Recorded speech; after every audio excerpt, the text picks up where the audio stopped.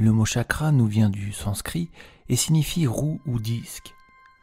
Dans l'hindouisme, la roue représente la structure des mondes et de l'individu, dont le noyau est le cœur, les rayons ses facultés et les points de contact avec la jante, les organes de perception et d'action. Les chakras sont dans un état constant de rotation. Ils sont les centres spirituels ou points de jonction de canaux d'énergie, Nadi. Dans la conception du Kundalini Yoga, il y aurait 7 chakras principaux et des milliers de chakras secondaires où passe l'énergie vitale, prana. Les 7 chakras principaux sont décrits comme formant une colonne lumineuse, partant de la base de la colonne vertébrale jusqu'à la base de la tête. Chaque chakra est associé à une certaine couleur, un élément classique, des sons, un organe d'action, un organe sensoriel, des fonctions de la conscience. Et chaque chakra joue un rôle propre sur notre organisme, nos pensées, liant le monde matériel au monde immatériel. L'équilibre alors de chaque chakra est garant de notre santé physique et émotionnelle. Ils sont la liaison entre la matière et la conscience située dans notre corps énergétique et ressentie par notre corps physique. Ainsi, plus on arrive à tendre vers l'équilibre de nos chakras, et plus nous élevons notre champ d'énergie et avançons en paix sur notre chemin de vie dharma. L'ouverture et l'équilibre de nos chakras permet la circulation de l'énergie vitale, et si nous parvenons à aligner nos 7 chakras, nous pourrons connaître l'illumination, l'aboutissement du déploiement de la Kundalini, l'équivalent à l'éveil spirituel.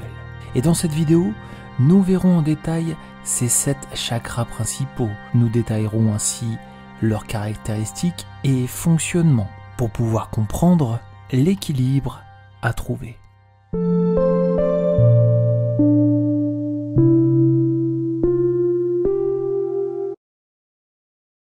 D'abord, nous avons le premier chakra. C'est le chakra racine, Muladhara en sanskrit. Son symbole est constitué de 4 pétales et du yantra carré. Il est associé à la couleur rouge et à l'élément terre. Le mantra pour éveiller cette roue énergétique est la monosyllabe Lam. Les pierres attachées à ce chakra sont le jaspe rouge et le rubis. C'est le chakra de base, il se situe au niveau du périnée. Ce chakra est lié à nos besoins physiques primaires, manger, boire, dormir, mais aussi nos besoins de sécurité, et son énergie est moteur de notre vitalité physique. Son rôle est de trouver la sécurité et la stabilité de nos besoins de base. C'est par sa fonction d'ancrage que nous construirons notre vie, car sans fondation solide, notre chemin de vie dharma ne peut être solide à son tour. À l'équilibre, il nous apporte ainsi la sagesse et la force d'entreprendre. Il nous permet, avec vitalité et énergie, de nous construire et aussi d'aider les autres. En déséquilibre de possibilités, en sous-activité, un sentiment d'insécurité nous habite. Nous avons un manque de confiance en nous. Nous nous faisons des illusions et sommes habités par une colère inexpliquée et présente tout le temps. En suractivité, en hyperactivité, il nous conduit à faire des excès en tout genre, d'être dépendant, égocentrique, avide et cupide. Il est vraiment le premier chakra à équilibrer sur la Kundalini. Nous ne pouvons avancer sur les autres chakras sans avoir trouvé l'équilibre de celui-ci. Ensuite se trouve le chakra sacré, Svadhisthana en sanskrit. Il est symbolisé par 6 pétales et du yantra croissant de lune, associé à la couleur orange et à l'élément eau. Le mantra pour éveiller cette roue énergétique est la monosyllabe Vam. Les pierres rattachées sont la cornaline et l'œil de tigre. Le chakra sacré se situe au niveau du sacrum. Ce chakra est lié aux organes reproducteurs, siège du plaisir, de la créativité et de l'énergie. Il a pour rôle de trouver la stabilité émotionnelle. Il nous permet ainsi de tempérer, de ne pas être dans la dualité plaisir versus souffrance. Il doit amener l'harmonie, libérer la créativité pour chaque individu. À l'équilibre, il nous permet de libérer notre passion. Il nous permet d'ouvrir notre esprit, d'être optimiste et garant d'une vie sentimentale intime, saine. Il nous permet de développer cette créativité, c'est-à-dire qu'il nous permet de passer de l'état d'inspiration à celui de la création. En déséquilibre, en sous-activité, il entraîne des relations dysfonctionnelles, voire même toxiques, des dépendances affectives, un manque de vision, une intolérance et un manque d'imagination, le sentiment d'être seul et incompris. En hyperactivité, il nous rend émotionnellement dépendants, il nous rend trop jaloux, manipulateurs, esclaves de désirs destructeurs et nous fait réagir avec excès et sans filtre avec autrui. Nous place dans une situation d'incompréhension et de colère face au monde qui nous entoure. Ensuite vient le chakra du plexus solaire, Manipura en sanskrit, symbolisé de 10 pétales et du yantra triangle en pointe basse, associé à la couleur jaune et à l'élément feu. Le mantra pour éveiller cette roue énergétique est la monosyllabe Ram. Les pierres attachées sont l'ambre, la citrine et la topaze. Le chakra du plexus solaire se trouve sous le sternum, là où les côtes commencent à s'ouvrir. Il est lié à l'estime de soi, la confiance en soi, la croissance personnelle et a pour rôle de nous donner la force et la volonté d'appliquer les choses, de nous garantir de grandir et d'avancer sur notre chemin. Il nous donne volonté, force. À l'équilibre, il est la confiance, la puissance. Il permet de réaliser. En déséquilibre, en sous-activité, il nous donne une faible estime de nous, un manque de confiance pour atteindre nos objectifs et l'incapacité à prendre des décisions. Parfois même la peur de s'exprimer et de donner ses opinions. Ou pire, rejeter nos fautes sur les autres. En hyperactivité, il nous rend têtus, obtus, fermés au dialogue, fermés à tout compromis. Dominateur-dominatrice, voulant contrôler tout le monde, n'hésitant pas à être critique et agissant par pur égoïsme. Une quête de pouvoir agressive qui inspire la peur et le mépris. Ensuite vient le chakra du cœur, Anahata, mère de tous les chakras. Ce chakra est symbolisé par 12 pétales et du yantra étoile à 6 branches, associé à la couleur verte et rose, ainsi qu'à l'élément air. Le mantra pour éveiller cette roue énergétique est la monosyllabe Yam. Les pierres dédiées sont le quartz rose, l'émeraude et la malachite. Le chakra du cœur se situe au niveau du cœur et on dit qu'il est séparé en 2 zones.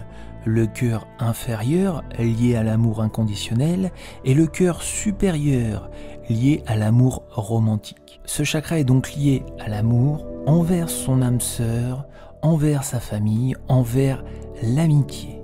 Il est notre mémoire émotionnelle et renferme tout.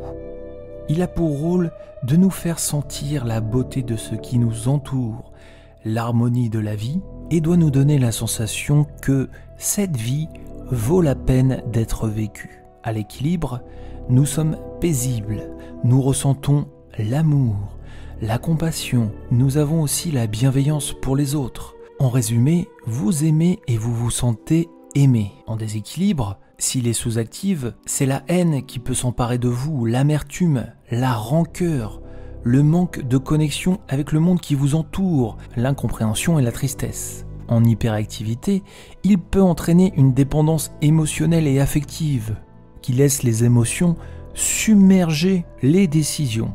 Ensuite vient le chakra de la gorge, Vishuddha, dit aussi chakra de la vérité, symbolisé par 16 pétales et du yantra cercle, associé à la couleur bleu ciel et à l'éther. Le mantra pour éveiller cette roue énergétique est la monosyllabe Ham.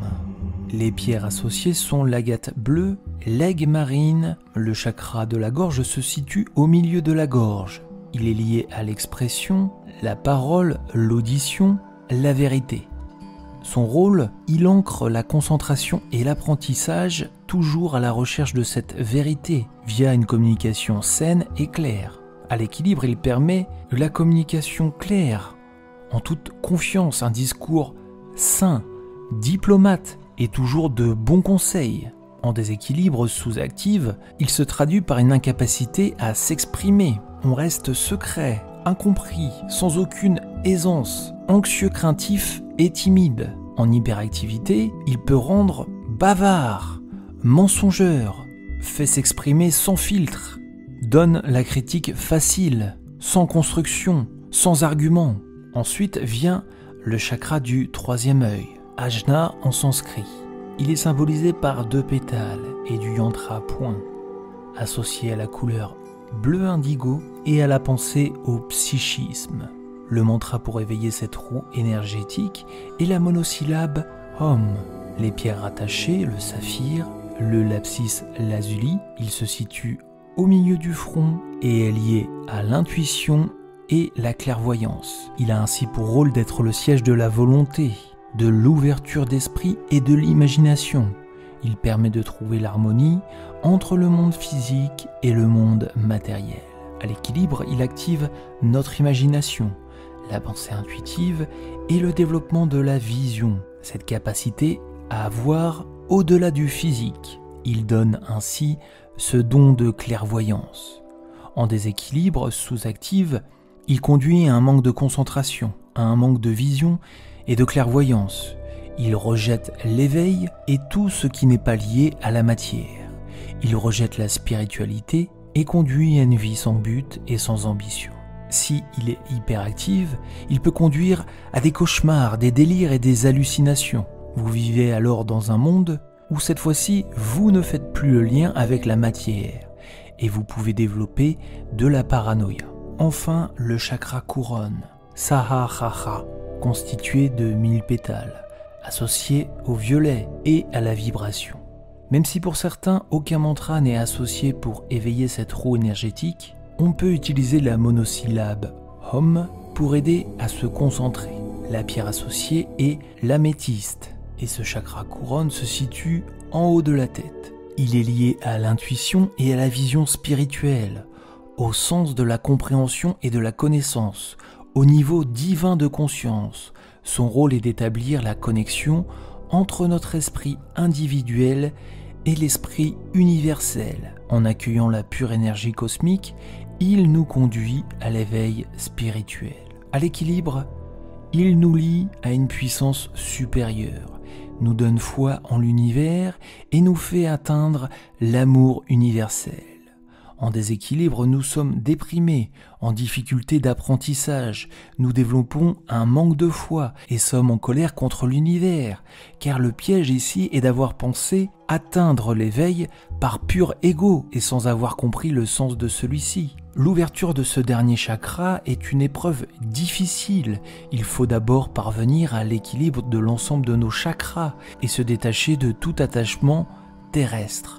Souvent nous confondons amour et attachement. L'attachement est égoïste alors que l'amour est altruiste. Et se libérer de tout attachement est plus difficile qu'il ne paraît, mais avec beaucoup de travail, aboutira au déploiement de la Kundalini, l'équivalent à l'éveil spirituel. Ton but ici est de chercher l'équilibre de tes chakras, de libérer tes blocages et d'ouvrir ceux-ci. Et même s'il paraît difficile de se réaliser à 100% via l'ouverture de l'ensemble de ces chakras, en travaillant sur ceux-ci, tu peux tendre vers une vie plus saine, en harmonie, libérée du stress, des expériences traumatisantes, et surtout, ça peut t'aider à te réaliser. Pour travailler ces différents chakras, plusieurs possibilités, comme la méditation, les mantras, les massages, le yoga, la visualisation ou encore l'aide par les pierres. Et j'essaierai de t'aider via des vidéos guides pour chaque chakra afin de t'orienter et te guider au mieux dans ton éveil. L'important est d'aller à ton rythme sans peur ni crainte. T'aider à réaliser ton chemin de vie et t'accompagner sur ton éveil spirituel. Merci d'avoir regardé cette vidéo jusqu'au bout. J'espère qu'elle t'a guidé. Je te donne donc rendez-vous pour une nouvelle vidéo sur mon éveil spirituel. Namasté.